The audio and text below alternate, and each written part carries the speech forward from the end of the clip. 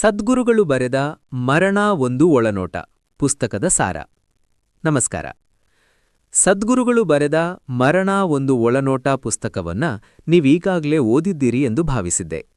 ಆದರೆ ಮರಣದ ಬಗ್ಗೆ ನಮಗಿರುವ ಭಯವನ್ನ ಹೋಗಲಾಡಿಸಿ ಅದನ್ನು ಜೀವನದ ಒಂದು ಸಂಭ್ರಮವನ್ನಾಗಿ ನೋಡುವ ಸದ್ಗುರುಗಳ ಮಾತುಗಳನ್ನ ಈ ಕಥೆಗಳ ಮೂಲಕ ಮತ್ತೊಮ್ಮೆ ಮೆಲುಕು ಹಾಕೋಣ.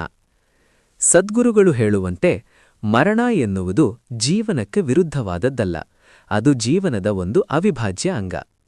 ನಾವು ಮರಣವನ್ನ ಕಂಡು ಏಕೆ ಹೆದರುತ್ತೇವೆ? ಏಕೆಂದರೆ ನಮಗೆ ನಮ್ಮ ಶರೀರವೇ ಸರ್ವಸ್ವ ಎಂದು ಅನ್ನಿಸುತ್ತದೆ.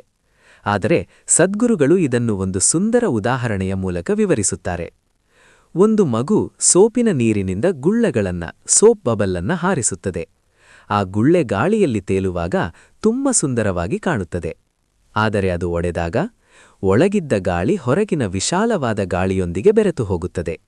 ನಮ್ಮ ಶರೀರವೇ ಆ ಸೋಪಿನ ಪದರ, ನಮ್ಮ ಒಳಗಿರುವ ಪ್ರಾಣವೇ ಆ ಗಾಳಿ. ಮರಣ ಎಂದರೆ ಆ ಪದರ ಒಡೆದು ಹೋಗುವುದು ಅಷ್ಟೇ. ಗಾಳಿಯೆಲ್ಲಿಗೂ ಹೋಗುವುದಿಲ್ಲ, ಅದು ಅನಂತತೆಯಲ್ಲಿ ಲೀನವಾಗುತ್ತದೆ.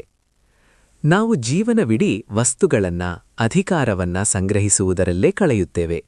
ಇಲ್ಲಿ ಸದ್ಗುರುಗಳು ಮಹಾನ್ ವಿಜೇತ ಅಲೆಕ್ಸಾಂಡರ್ನ ಕಥೆಯನ್ನ ನೆನಪಿಸುತ್ತಾರೆ.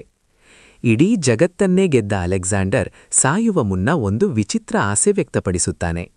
ನಾನು ಸತ್ತಾಗ ನನ್ನ 2 ಕೈಗಳನ್ನ ಶವಪೆಟ್ಟಿಗೆಯಿಂದ ಹೊರಗೆ ಚಾಚಿರಲಿ. ಯಾಕೆ ಗೊತ್ತೇ? ಈ ಜಗತ್ತನ್ನೇ ಗೆದ್ದ ಅಲೆಕ್ಸಾಂಡರ್ ಕೂಡ ಹೋಗುವಾಗ ಖಾಲಿ ಕೈಯಿಂದಲೇ ಹೋಗ್ತಿದ್ದಾನೆ ಎಂದು ಜಗತ್ತಿಗೆ ತಿಳಿಯಲಿ ಎಂಬುದು ಅವನ ಇಚ್ಛೆಯಾಗಿತ್ತು. ನಾವು ಎಷ್ಟು ಸಂಪಾದಿಸಿದರೂ ಮರಣ ಬಂದಾಗ ಎಲ್ಲವನ್ನೂ ಇಲ್ಲೇ ಬಿಟ್ಟು ಹೋಗ್ಬೇಕು. ಮನುಷ್ಯನ ಅಸ್ತಿತ್ವ ಕೇವಲ ಮಾಂಸಖಂಡಗಳಲ್ಲ. ಸದ್ಗುರುಗಳು ಬರೆದ ಈ ಪುಸ್ತಕದಲ್ಲಿ 5 ಕೋಶಗಳ ಬಗ್ಗೆ ವಿವರಿಸುತ್ತಾರೆ. ಅನ್ನಮಯ ಕೋಶ, ಆಹಾರದಿಂದಾದ ಶರೀರ; ಮನೋಮಯ ಕೋಶ, ಆಲೋಚನೆ ಮತ್ತು ಭಾವನೆಗಳ ದೇಹ; ಪ್ರಾಣಮಯ ಕೋಶ, ಶಕ್ತಿದೇಹ; ವಿಜ್ಞಾನಮಯ ಕೋಶ, ಅತೀಂದ್ರಿಯ ಜ್ಞಾನ; ಆನಂದಮಯ ಕೋಶ, ಪರಮಾನಂದದ ಸ್ಥಿತಿ.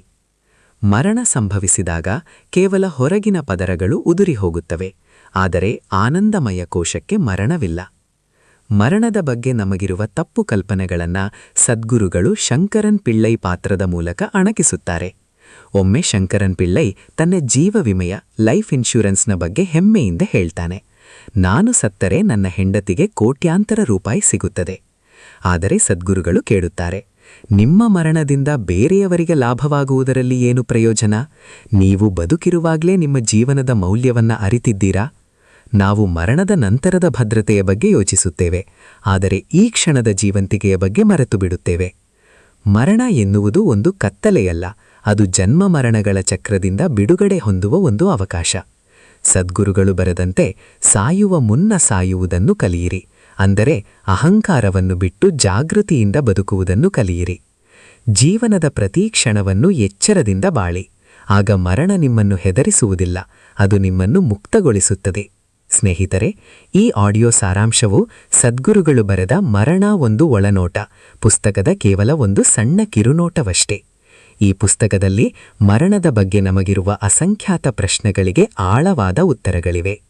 ಒಂದು ವೇಳೆ ನೀವು ಈ ಪುಸ್ತಕವನ್ನ ಈಗಾಗಲೇ ಓದಿದ್ದರೆ ಈ ಕೆಳಗಿನ ಪ್ರಶ್ನೆಗಳ ಬಗ್ಗೆ ನಿಮ್ಮ ಅಭಿಪ್ರಾಯವನ್ನ ಕಮೆಂಟ್ ಬಾಕ್ಸ್ನಲ್ಲಿ ಹಂಚಿಕೊಳ್ಳಿ. ಈ ಪುಸ್ತಕವನ್ನ ಓದಿದ ನಂತರ ಮರಣದ ಬಗ್ಗೆ ನಿಮಗಿದ್ದ ಭಯ ಕಡಿಮೆಯಾಗಿದೆಯಾ? ಸದ್ಗುರುಗಳು ಬರೆದ ಜಾಗೃತ ಮರಣ ಅಥವಾ ಸೋಪುಗುಳ್ಳೆಯ ಉದಾಹರಣೆ ನಿಮ್ಮ ಮನಸ್ಸಿಗೆ ಹೇಗೆ ತಟ್ಟಿತು? ಜೀವನವನ್ನ ನೋಡುವ ನಿಮ್ಮ ದೃಷ್ಟಿಕೋನದಲ್ಲಿ ಏನಾದರೂ ಬದಲಾವಣೆಯಾಗಿದೆಯಾ? ನಿಮ್ಮ ಅನುಭವಗಳು ಇತರರಿಗೂ ಈ ಜೀವನದ ರಹಸ್ಯವನ್ನ ಅರಿಯಲು ಪ್ರೇರಣೆಯಾಗಬಹುದು. ಈ ವಿಡಿಯೋ ಅಥವಾ ಆಡಿಯೋ ನಿಮಗೆ ಇಷ್ಟವಾಗಿದ್ದರೆ ನಿಮ್ಮ ಆಪ್ತರೊಂದಿಗೆ ಹಂಚಿಕೊಳ್ಳಿ. ಮತ್ತೊಮ್ಮೆ ಭೇಟಿಯಾಗೋಣ. ಅಲ್ಲಿಯವರೆಗೆ ಪ್ರತಿಯೊಂದು ಕ್ಷಣವನ್ನು ಪೂರ್ಣ ಪ್ರಮಾಣದಲ್ಲಿ ಬಾಳಿ. ಧನ್ಯವಾದಗಳು. ನಮಸ್ಕಾರ.